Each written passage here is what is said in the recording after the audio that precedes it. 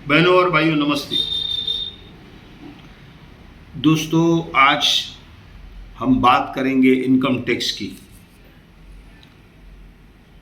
और मैं आज आपसे एक वादा करता हूं कि आपको किसी भी बारे में कोई भी सलाह, जिसको मैं जानता हूं, जहां तक मुझसे कोई भी जानकारी आपको चाहिए, सलाह चाहिए, आपको किसी ने परेशान किया है, तो मैं आपको जानकारी दूंगा, मदद करूंगा।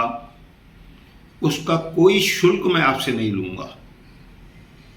दोस्तों, जो भी एड्रेस आपको चाहिए, कोई भी समस्या है, मैं उसका आपको हल जितना मुझसे हो सकेगा, मैं बड़ा कोई ज्ञानी नहीं हूँ, तो आपको मैं बताऊंगा। आज मेरी बात जो चलेगी ना, इनकम टैक्स पे चलेगी।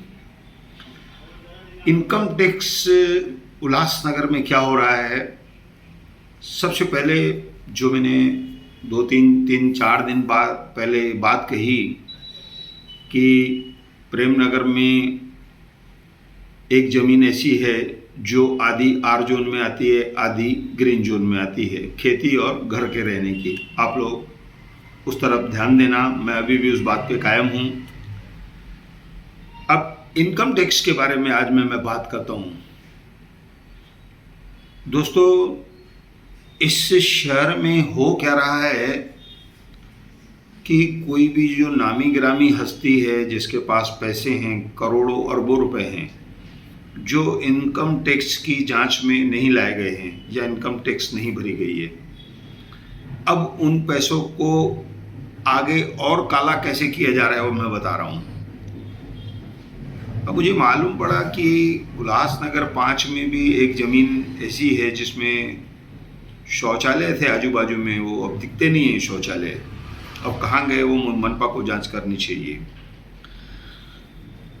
अब इस एक मार्केट के बारे में मुझे 5 नंबर में बताया गया कि एक व्यक्ति ऐसा है जिसके पास घर नहीं है, लेकिन जो रईस हैं वह उसके नाम से प्लान पास करवा करके मार्केट बनवा रहे हैं। अगर किसी दिन वह धड़ दबोचा गया तो उसके साथ उसके पीछे वाले भी जाएंगे। मैं आपको इनकम टैक्स की एक उदाहरण बता रहा हूं।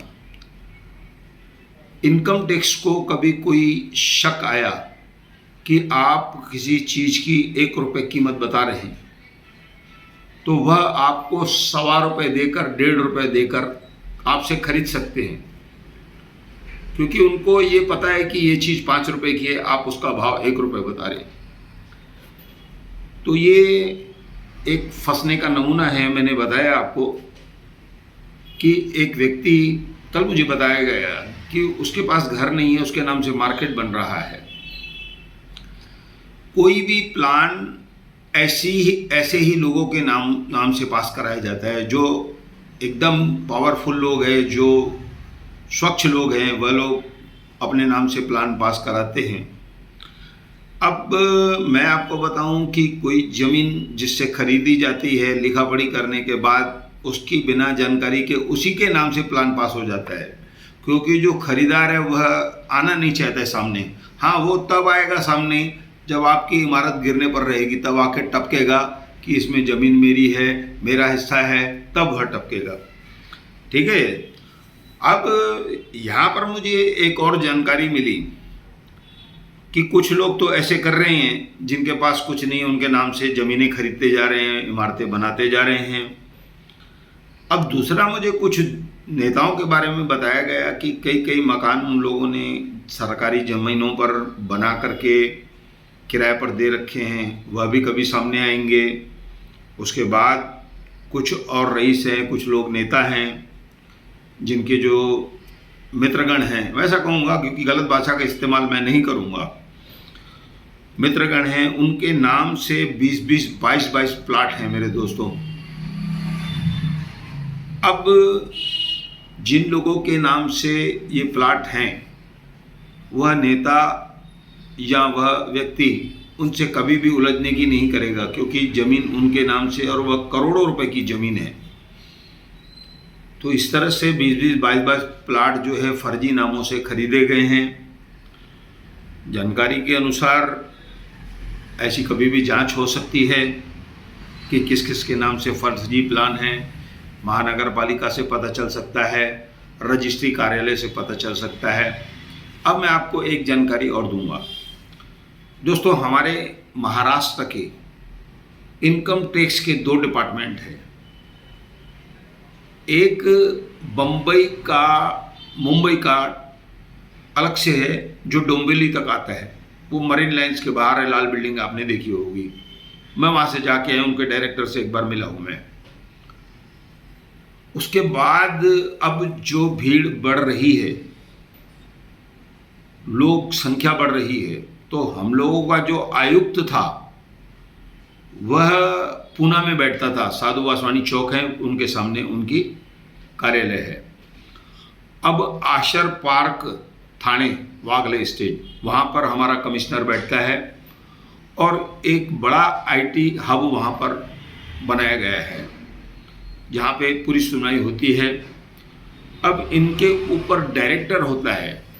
मैंने बताया कि बम्बई किसे लेकर डोंबिवली तक ये सब अलग है, हमारे से उनका कोई वास्ता नहीं है। अब जो हमारा डायरेक्टर है, director of income tax, Sadhu Vaswani Chowk, Poona 1 station से